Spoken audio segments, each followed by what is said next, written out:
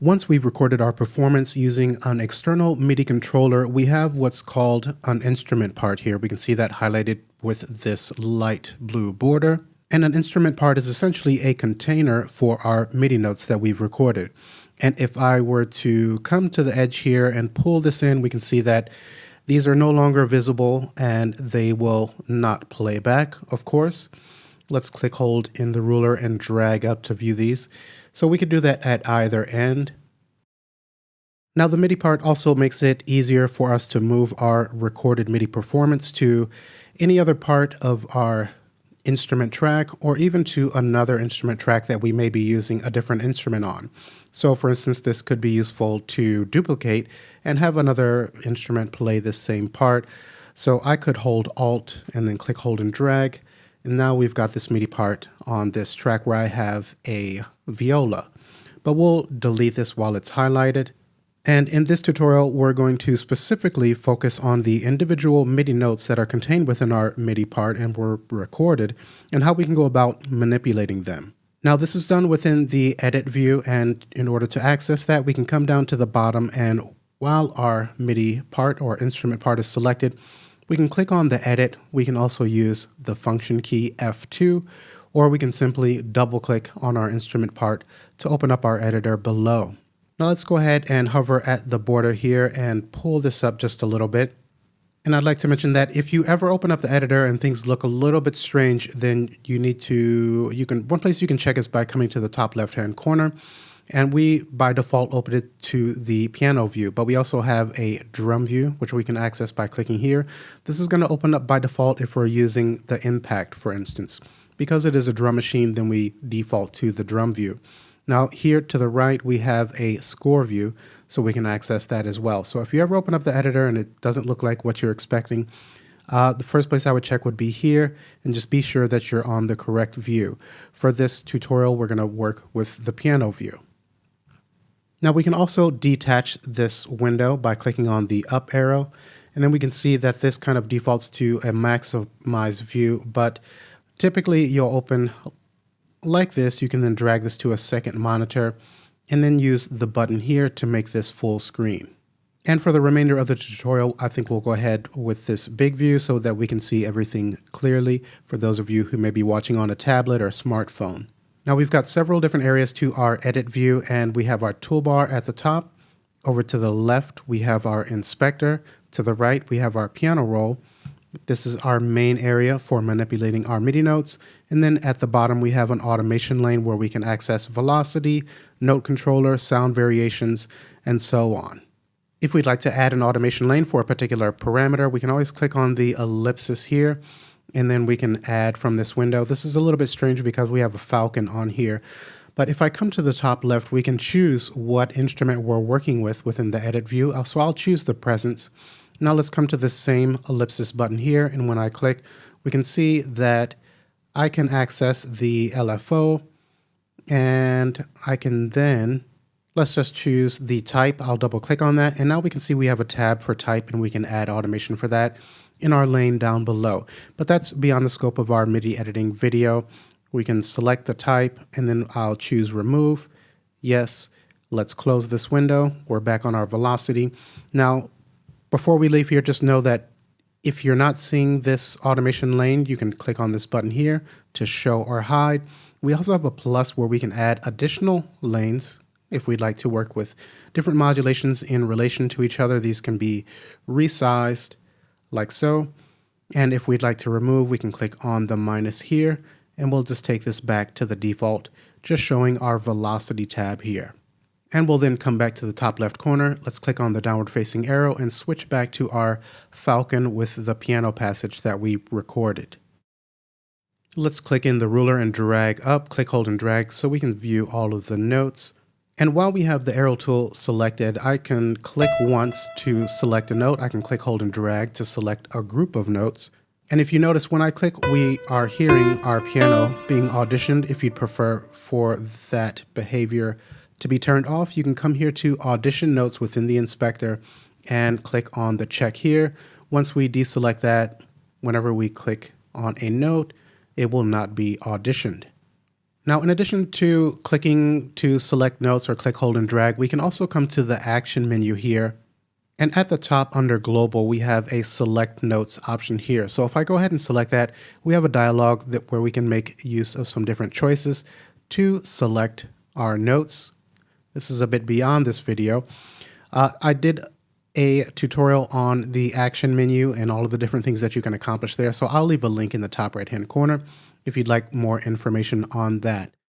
Now, while a note is selected, we can use our left and right arrows on the QWERTY keyboard to select the next contiguous notes. Using the left arrow, we go back. Now, if I were to hold Shift while using the left arrow, then you can see we're going to select these notes like so. If I continue to hold Shift and use the right arrow, we deselect. As we go past that initial point, we then start to select our notes to the right. And of course, we can always use Control and A to select all of the notes that are contained within our instrument part. Also, while a note or group of notes is selected, we can use the up and down arrows on our QWERTY keyboard to change their pitch, and this will be adjusted one semitone at a time. If I were to hold Shift and use the up and down arrows, then I can adjust these by octave. And again, if we come to our Actions menu, we can see that we do have an option here for transpose under the pitch section. So if I go ahead and select on that, then we can see we have some additional options for transposing our MIDI notes within this window here. Now notice at this zoom level, we're just seeing our MIDI notes and their color, and we can see this bar which represents the velocity here. So if I were to take this note down, then we can see that this bar is being adjusted as we change its velocity.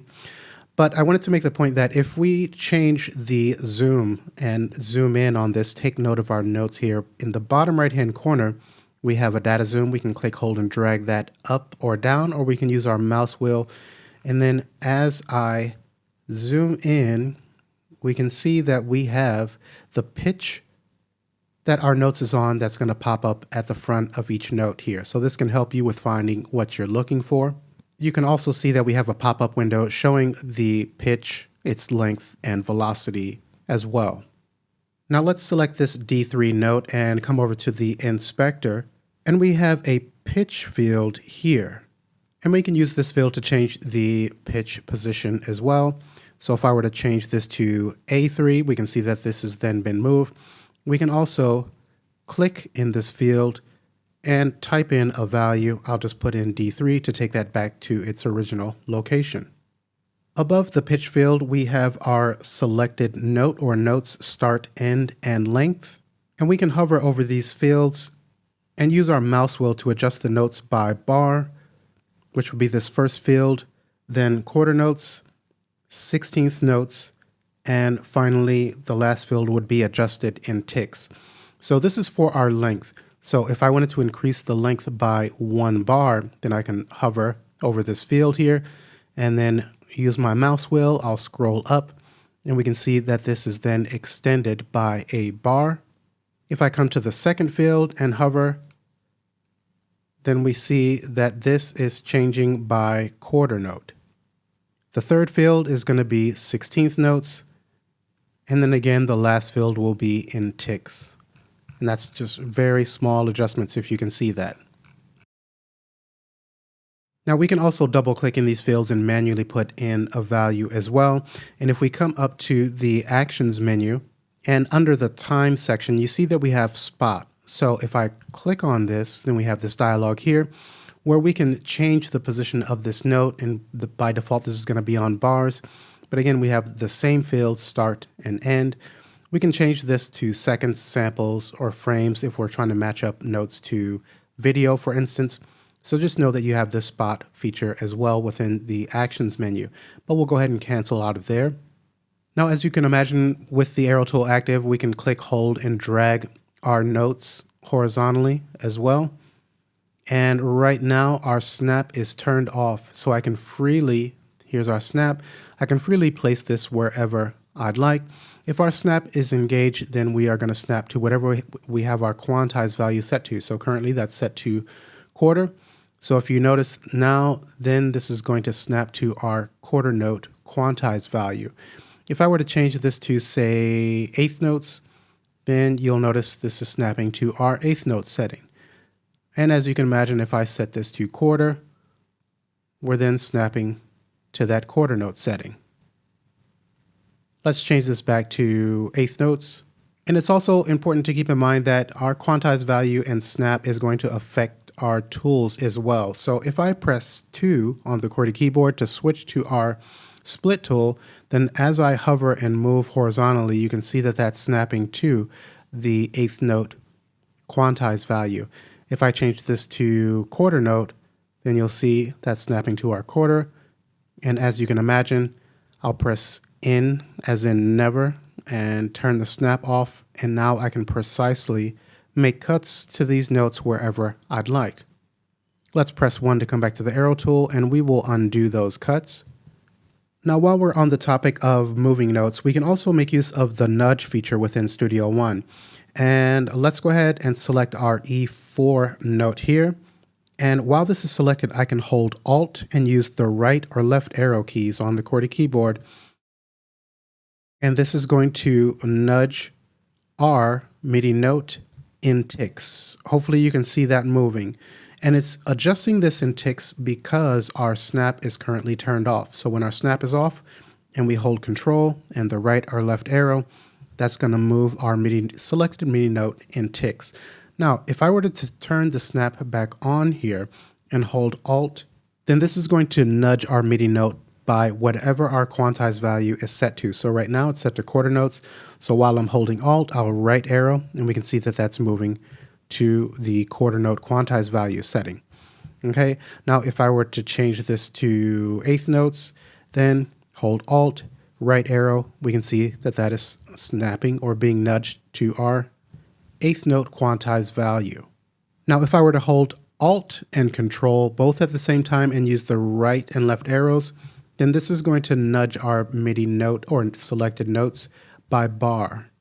Now we saw a moment ago that we can come over to, while a note is selected, we can come over to our inspector, and I made some adjustments to the length of a previous note by hovering here and using my mouse wheel. As I mentioned, we can double click and manually put in a value as well. But we can also come to either edge of our MIDI note and then click, hold, and drag to extend our note or shorten it. And this is, as you can see, snapping to our quantized value because our snap is turned on. If we change this to half note, then we'll see that this is snapping to half note. Come to quarter note, we can see that that's snapping to our quarter note setting. And I also want to take a moment to mention that we have a couple of different options when we right click on a note here. So with our E4, let's go ahead and right click on this, and we'll come to the bottom where we have musical functions. Now, all the way over to the right under the process section, we see that we have extend to part N. So we can see the current length of our E4, but if I were to come back, let's come to musical functions under process, we have extend to part N. So if I go ahead and select that, we can see that our E4 has been extended to the end of this part, this instrument part, but we'll undo that.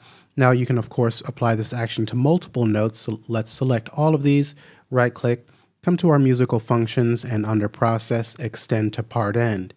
Okay, we'll again undo, and let's right click, come to the process section, and below that we have repeat notes to part end. So if I select that, then as you can imagine, all of these three notes are going to be repeated until our part end. Now this is not going to work in this situation. This is going to be a bit of a mess, but I just wanted to mention that we do have those options available within the contextual menu when we right click. Now, if I move my mouse to hover over our MIDI notes, we can see that we just have the arrow tool that's showing up here. It's not changing at all.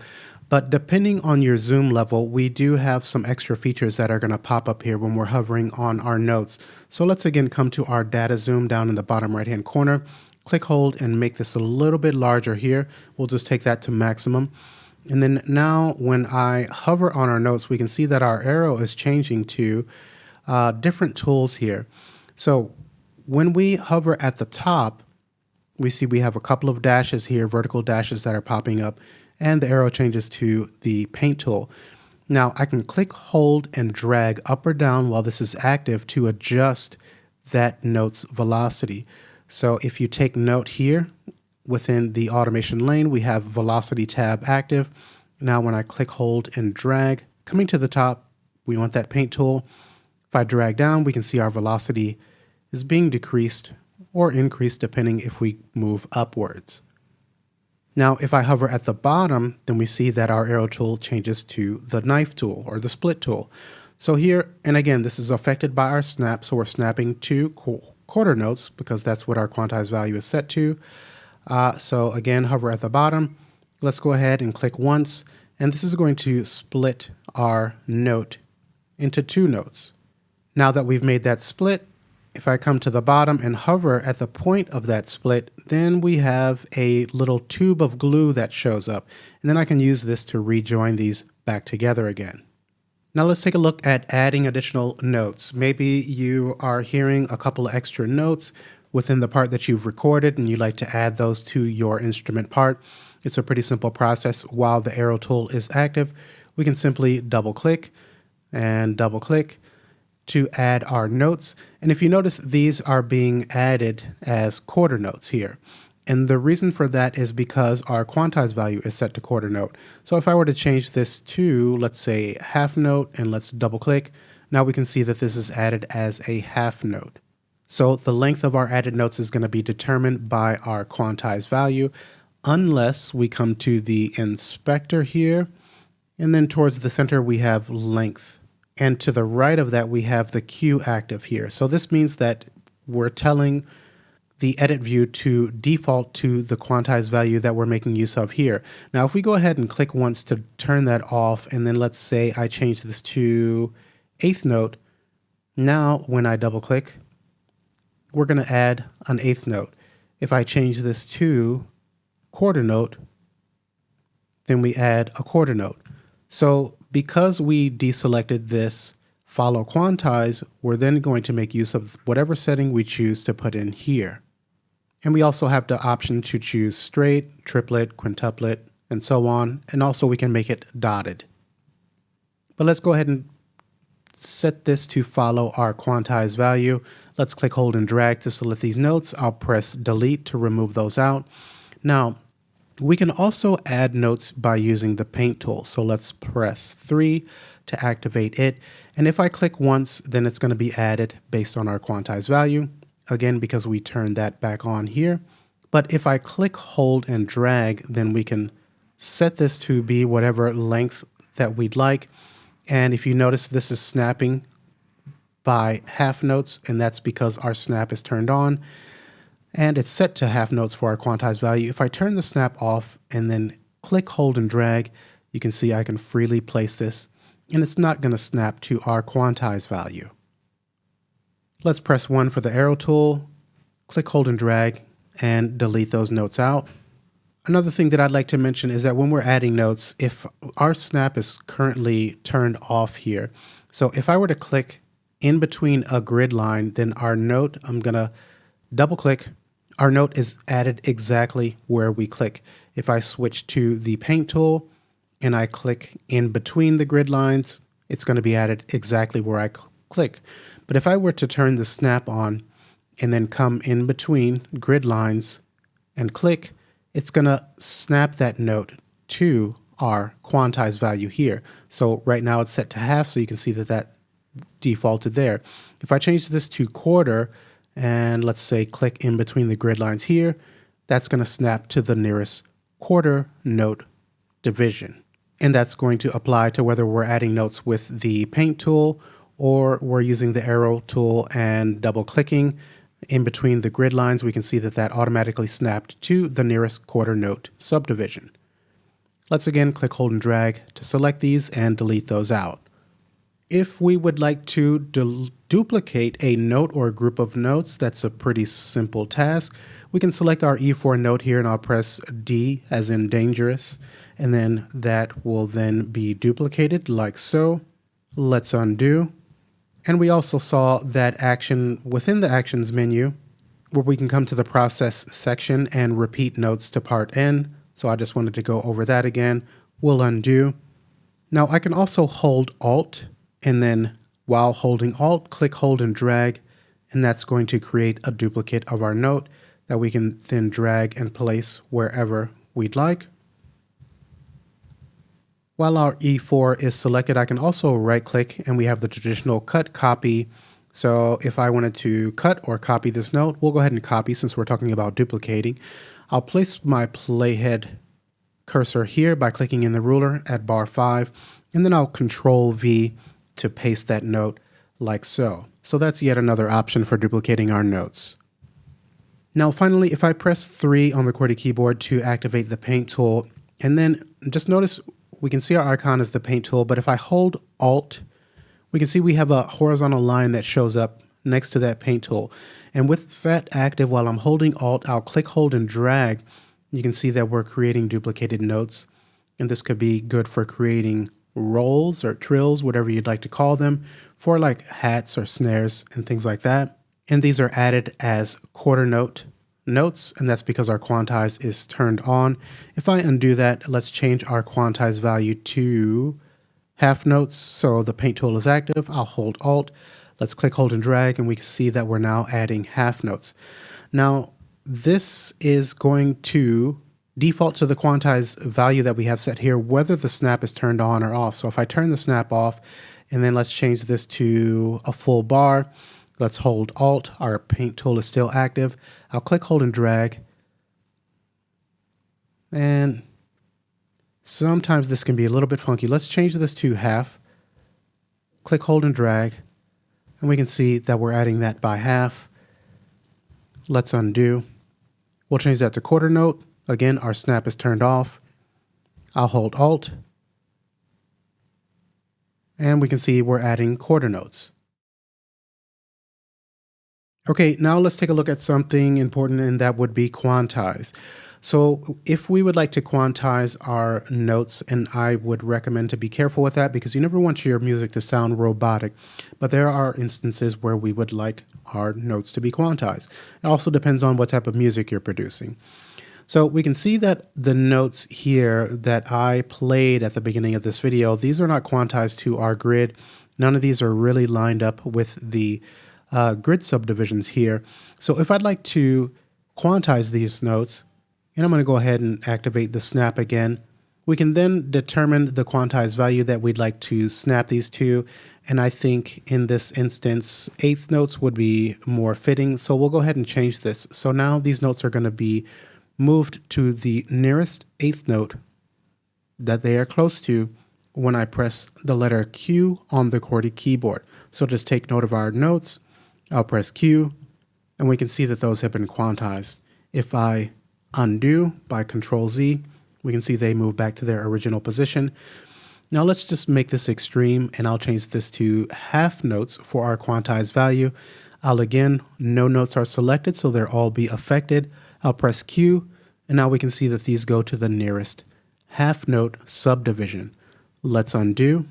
Now it's important to keep in mind that if I were to select a single note, or say a group of notes, these first three in this chord here, now when I press Q, you'll notice that these will only be affected because they are the only ones selected. So your selection kind of trumps everything else that is not selected when we make use of the quantize action. So I'll press Q, and we can see that only these notes are affected by that action. So this is going to perform differently based on whether you have a note or a group of notes selected and whether you have nothing selected, which in that case, the quantize action will affect everything. And let's come up to our action menu just to take a look here. Under the quantize section, you can see the shortcut key Q, which is what I was using. You can also click on this here. We have the option to quantize by 50%. Quantize notes, if we open this up, we have a dialog where we can go a bit more into depth on how our quantize is going to work with our instrument part. Let's come back to the action menu, and you can see we have freeze, quantize, humanize, and some other settings here. Again, you can check out the other video that I did on all of the actions within this menu that I mentioned at the beginning of this video. Now let's make our way over to the inspector here because there's a few things that I would like to mention here. Now we already take a look at the audition notes, which is deselected, so that's why we're not hearing our notes auditioned. Below that we have default velocity, and this is going to be on 80% by default. So what this means is that whenever I add a note by double clicking or with the arrow tool or clicking once with the paint tool, let's go ahead and double click. We have our note that's added, and we can see in that pop-up window that the velocity is 80%. If I come down to the bottom and hover, we can see 80% is the velocity, and that's because the setting is set that way here. If I were to change this to 50%, let's press enter, double click to add a note. Now we can see that this is 50% for the velocity. But we'll change that back to the default of 80. Let's press enter. Now below that we have scale, and if you take note of our piano roll here, these keys look normal, but once I click on this checkbox here, we can see that we have these blue vertical dashes on every single key, white and black, and that's because we have C chromatic selected. Now if I were to click on this downward facing arrow, and let's change this to minor pentatonic, we can see that not all keys have that blue line anymore. And so whenever I double click, if I were to try to add a note to an area that is not within our C minor pentatonic scale, it's not going to let me. So I'm going to try to add here, and you see that it moves that note down. So I'm trying to add the note here on this black area, and we can see it's just pushing that down to fit within our scale. Now, if we come again to our actions menu and then come to the pitch section, you can see that we have apply scale. So now that I've chosen the minor pentatonic, I can come here and apply scale, and that's going to affect all of the notes within our MIDI part. So just try to, as much as you can see here, take note of these notes that I recorded earlier. Let's apply scale, and nothing happens because they're pretty much all within. So let's change the scale to harmonic minor. We'll come to the action menu, apply scale, and nothing's moving. Let's give Dorian a try, apply scale. Okay, now this one moved here. We'll try one more.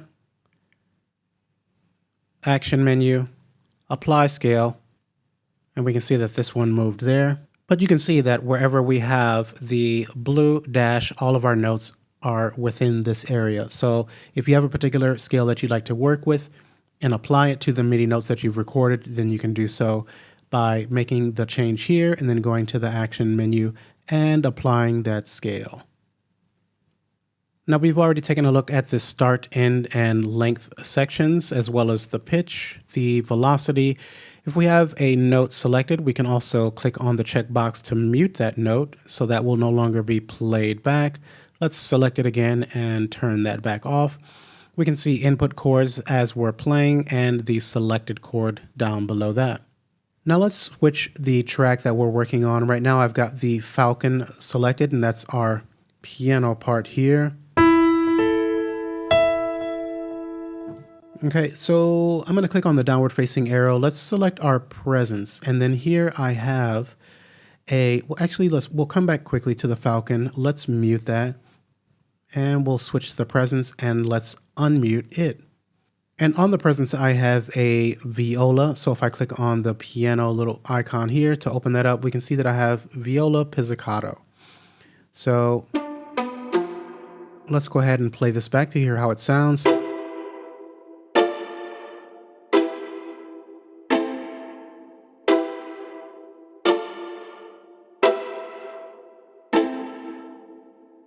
Okay, so what I want to take a look at is the strum feature, and I did a separate video on that as well, so if you'd like to check that out, a bit more in-depth version, you can do that here, but I figured I would quickly mention it in this MIDI editing video.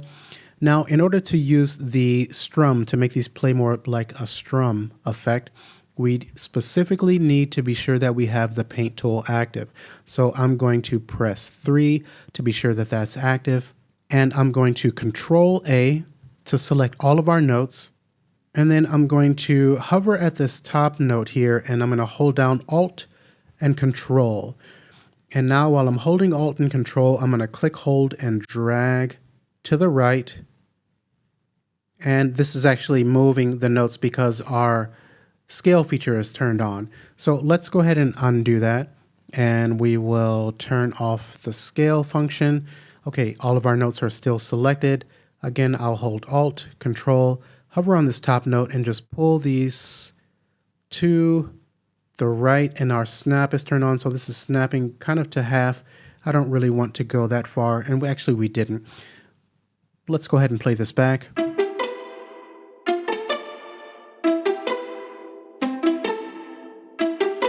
Okay, so this could be a little bit more interesting depending on the song that you're working on, making use of the strum feature. Again, check out the full video that I did for this if you'd like to know more. It's just important to keep in mind that if you have snap turned on and whatever your quantized value is set to, that is going to affect your movement a bit here.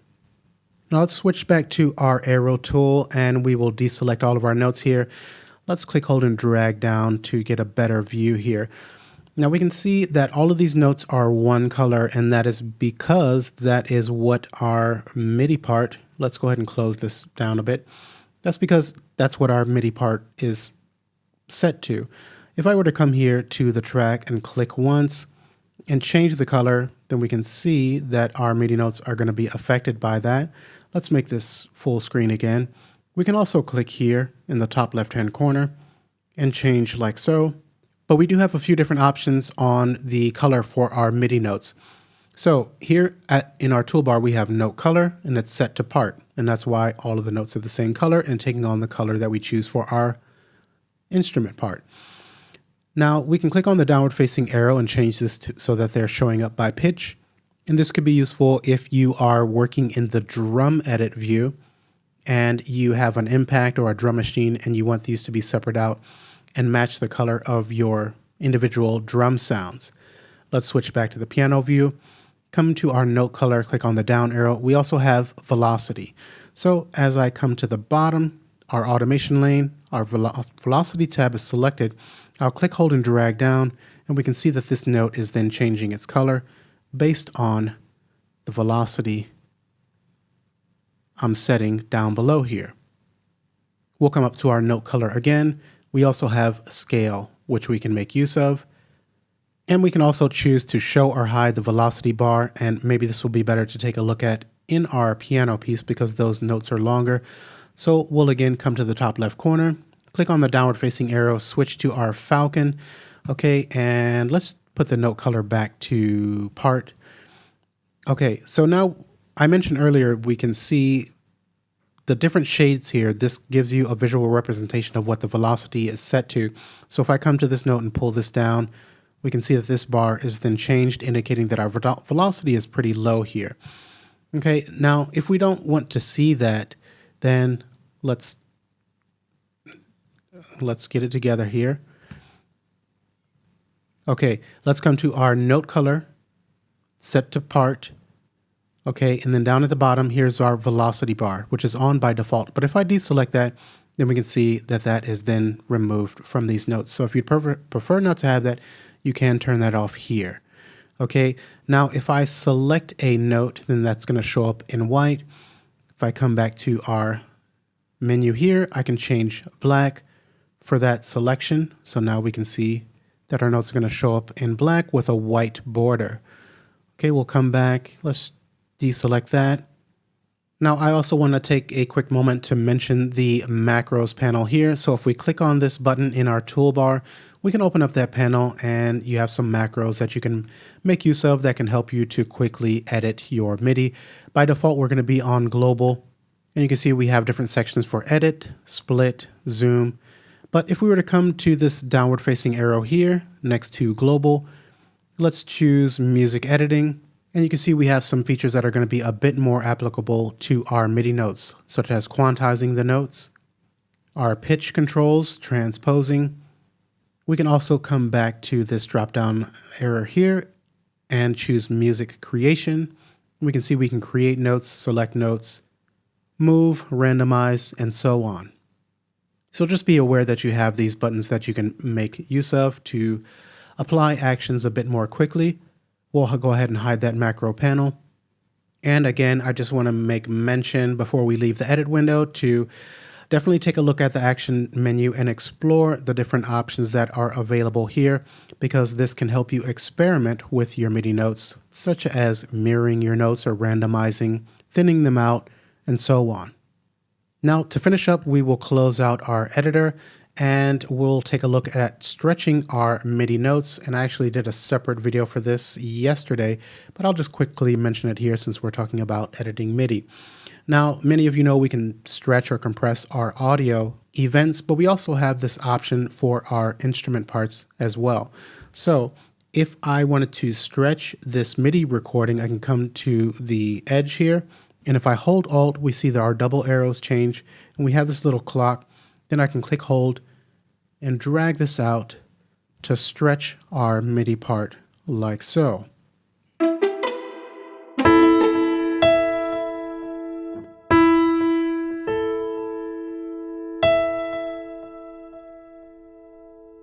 Okay, let's undo that.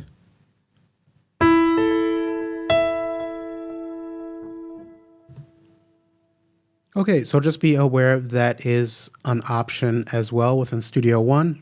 I think that's a pretty cool feature. And with that, I think we'll go ahead and wrap up our tutorial on editing MIDI within Studio One. I hope this has been useful. If you have any questions, go ahead and leave them in the comment below. Also, if you're someone who is interested in speeding up your learning curve for learning Studio One, I do offer one-on-one training over Zoom. You can find more information on that within the description area of this video or the pinned comment below. And we will go ahead and wrap up here. I look forward to seeing you in the next tutorial, and thanks for watching.